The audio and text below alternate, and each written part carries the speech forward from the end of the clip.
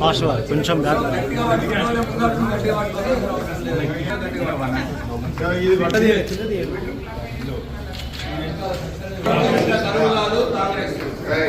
కాలం తెచ్చిన కరువు కాదు, కాంగ్రెస్ తెచ్చిన కరువు.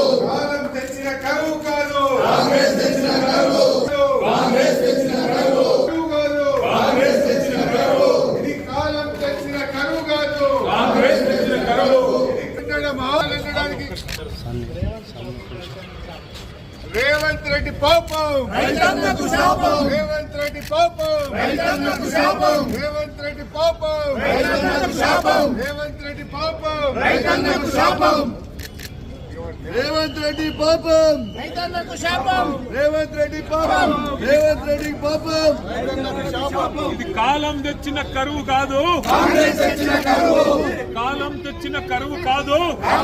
మా నాయకుడు మా రాజేశ్వర రెడ్డి గారు, మా హరీష్ రావు గారు, వీళ్ళందరూ, మా దయాకర్రావు గారు, ఆ ప్రాంత నాయకులు రాజయ్య గారు అందరూ పోయి ఈ దున్నపోతు లాంటి ప్రభుత్వాన్ని మొద్దు నిద్రల నుంచి లేపేదాకా 35 రోజుల తర్వాత మొద్దు నిద్ర లేచి ఆఖరికి పంపులు చాలు చేస్తే ఇలా 600 కోట్ల నష్టం, పంట నష్టం ఒక్క జనగామ జిల్లాలో వచ్చింది.